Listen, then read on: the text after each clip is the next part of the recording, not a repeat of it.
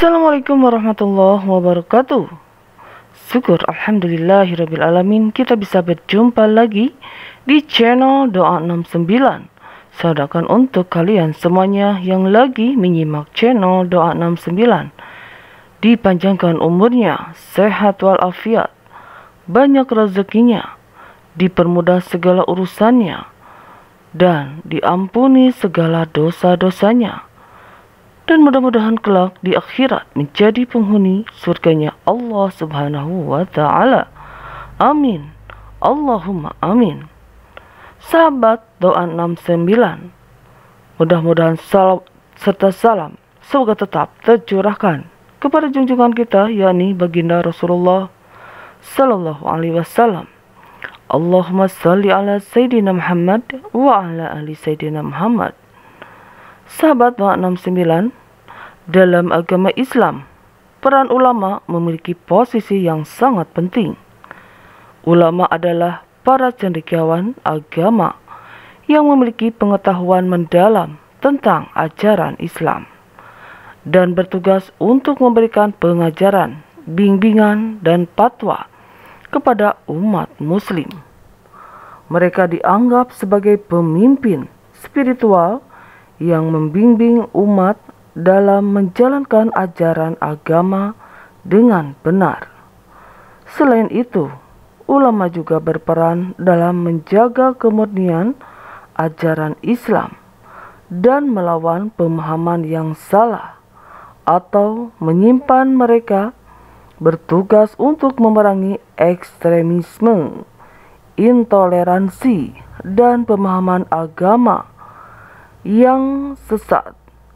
Ulama memiliki tanggung jawab besar untuk menjaga kesatuan umat muslim, mempromosikan toleransi, dan menghindari perpecahan dalam umat.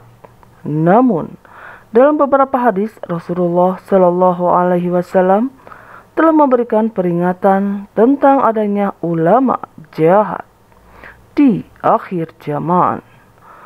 Beliau mengungkapkan bahwa di masa depan akan muncul ulama yang tidak menjalankan tugasnya dengan baik, bahkan berpotensi merusak ajaran agama dan disebut sebagai ulama paling jahat di muka bumi.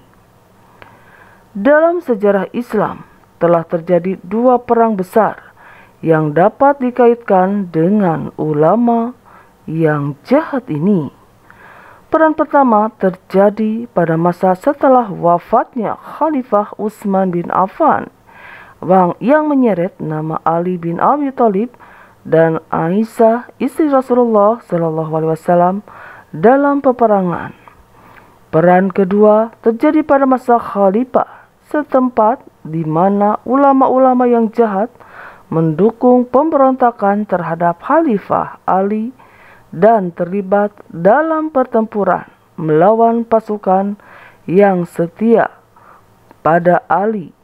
Perang ini menimbulkan konflik internal di kalangan umat Islam yang sangat merugikan, menyebabkan banyak korban jiwa, sampai-sampai non-muslim memandangnya sebagai umat Islam yang haus kekuasaan. Ulama jahat ini telah menyebabkan perpecahan di kalangan umat Islam dan berkontribusi pada pertumbuhan pertumpahan darah di medan perang, serta membuat citra agama Islam semakin buruk di mata dunia.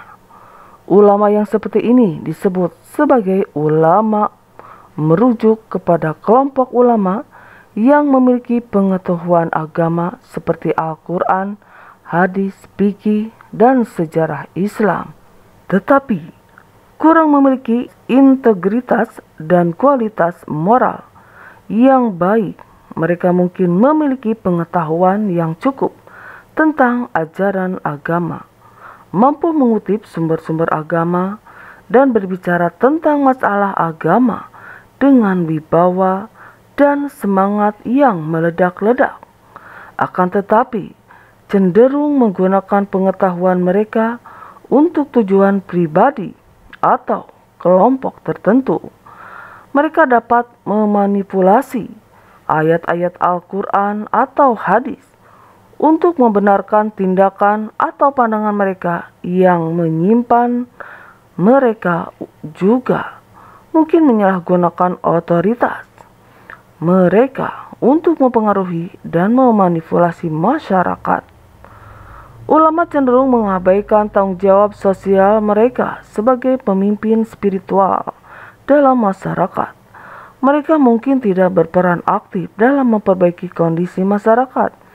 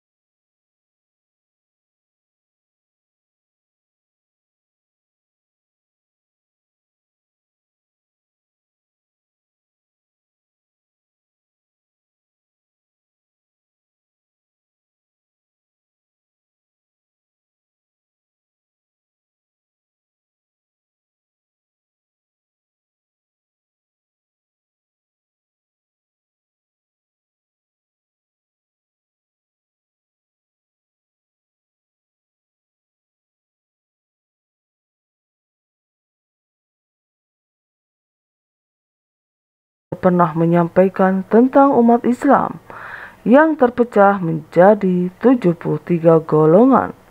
Kemungkinan penyebab perpecahan tersebut adalah adanya ulama-ulama yang mempengaruhi pengikutnya untuk menjadi fanatik terhadap kelompok atau golongan tertentu tanpa memperhatikan kepentingan umat secara firman Tuhan. Tindakan seperti ini dapat mengarahkan umat Islam pada perpecahan dan ketidakuniversalan, di mana masing-masing golongan atau kelompok hanya memprioritaskan kepentingan sempit mereka sendiri. Dalam sebuah hadis yang diriwayatkan oleh Al-Baihaqi, Rasulullah SAW bersabda, yang maksudnya akan datang suatu masa yang menimpa manusia, tidak ada Islam kecuali tinggal namanya saja. Tidak ada Al-Quran kecuali tinggal tulisannya saja. Masjid-masjid mewah tetapi kosong daripada petunjuk, serta ulamanya adalah orang yang paling jahat yang berada di bawah langit. Keburukan yang muncul pada sebagian ulama dapat ditelusuri pada akar masalah mereka yang terjerat dalam cinta dunia, rasa keterkaitan dan keinginan terhadap harta kekuasaan dan kenikmatan materi telah merasuki hati mereka, sehingga mereka menjadi tergoda untuk melakukan perbuatan-perbuatan yang bertentangan dengan ajaran agama dan moralitas. Cinta dunia yang berlebihan menjadi sumber kejahatan yang melingkupi ulama sehingga mereka terjerumus dalam praktik-praktik yang tidak bermoral dan merugikan umat. Nabi bersabda, pada akhir zaman akan muncul golongan yang mencari dunia dengan agama mereka, memakai pakaian dari bulu kambing untuk menunjukkan kerendahan hati. Lisan mereka manis seperti gula, tetapi hati mereka sebenarnya serakah akan harta dan kedudukan. Salah satu faktor lagi yang menyebabkan ulama terjebak dalam keburukan adalah keterbatasan ilmu, dan kurangnya upaya pembelajaran yang lebih luas dan universal. Meskipun mereka memiliki pengetahuan dasar agama, namun kurangnya pemahaman mendalam dan keterampilan analisis yang memadai membuat mereka terhadap kesalahan penafsiran dan pemahaman yang menyimpan. Selain itu, ketidakmampuan mereka untuk terus belajar dan memperbarui pengetahuan juga membuat mereka tidak mampu menjawab tantangan zaman yang terus berkembang alias mencublak di situ-situ saja. Ulama suh juga seringkali menghadapi tantangan dalam hal kepemimpinan dan pewarisan tanggung jawab dari Rasulullah SAW. Kekurangan dalam pemahaman mereka tentang prinsip-prinsip kepemimpinan dan kurangnya keterampilan dalam mengelola urusan umat seringkali memunculkan ketidakstabilan dan konflik di antara mereka.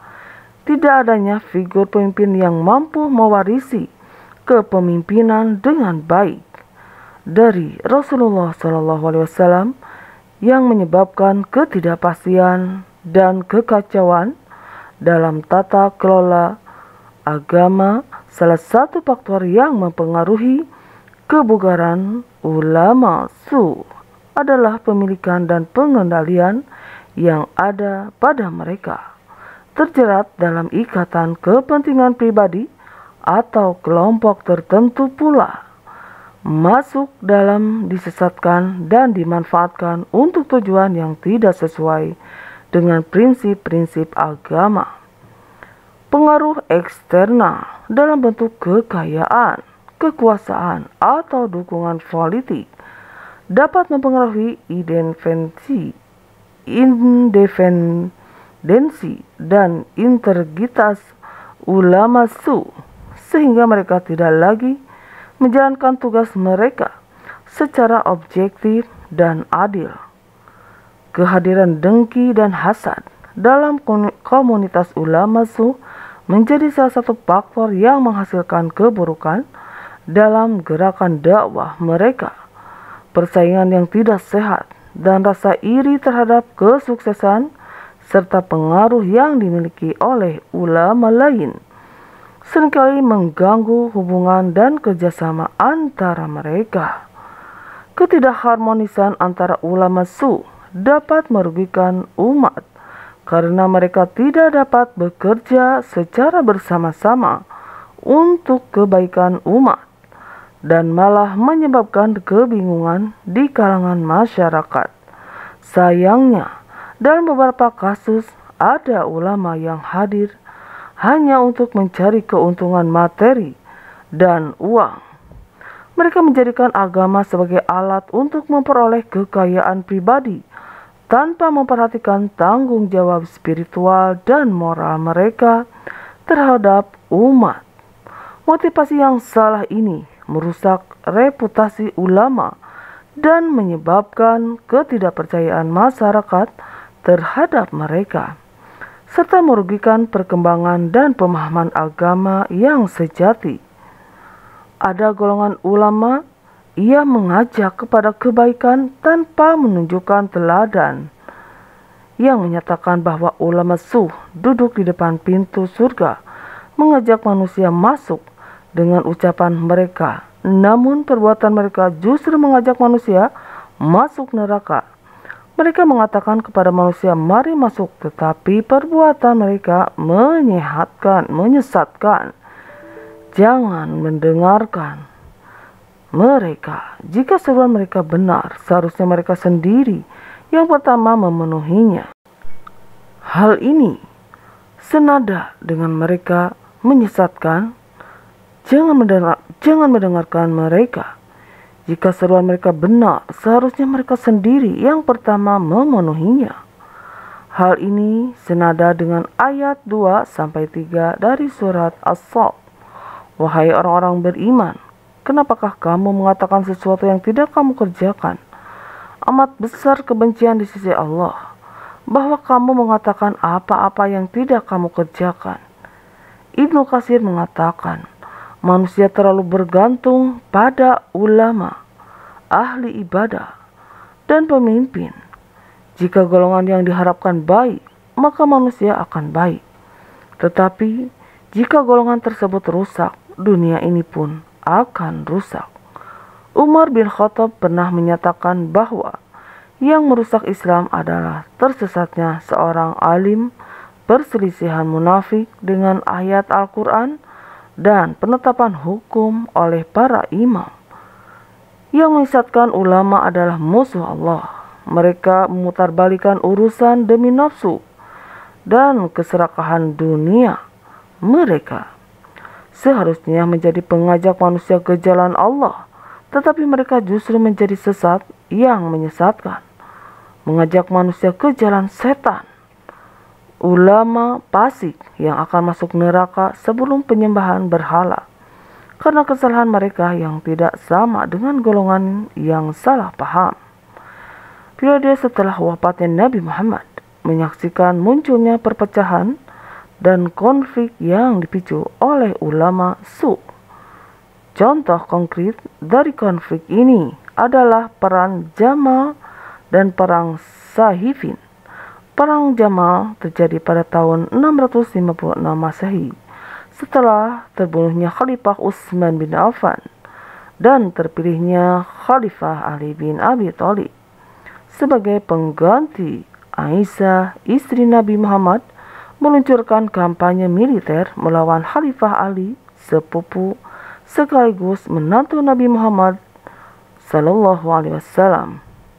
Aisyah mengumpulkan pasukan untuk melawan Ali di medan perang yang terkenal dengan nama Perang Jamal atau Perang Unta.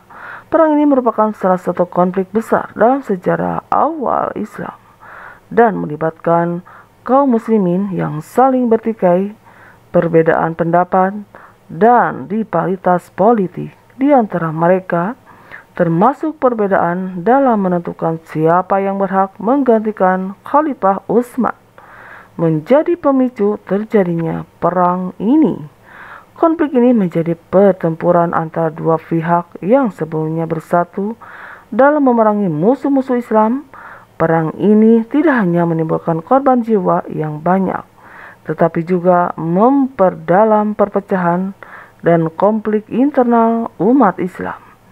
Kemudian perang Siffin pecah pada tahun 657 Masehi antara pasukan Khalifah Ali bin Abi Thalib dan pasukan Muawiyah bin Abu Sufyan yang merupakan gubernur Suriah pada saat itu. Konflik ini bermula dari perbedaan pandangan mengenai penerimaan atau penolakan perdamaian setelah terbunuhnya Khalifah Utsman bin Affan.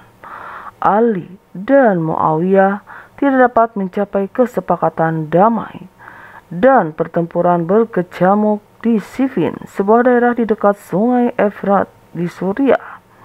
Perang ini berlangsung selama berbulan-bulan dan mengakibatkan banyak korban jiwa di kedua belah pihak. Meskipun akhirnya perang berakhir dengan gencatan senjata, konflik ini meninggalkan bekas yang mendalam dalam sejarah Islam. Selain konflik yang bersifat fisik melalui perang, perbedaan tafsir dan propaganda yang dilakukan oleh ulama su juga menjadi faktor pemicu dalam konflik-konflik tersebut.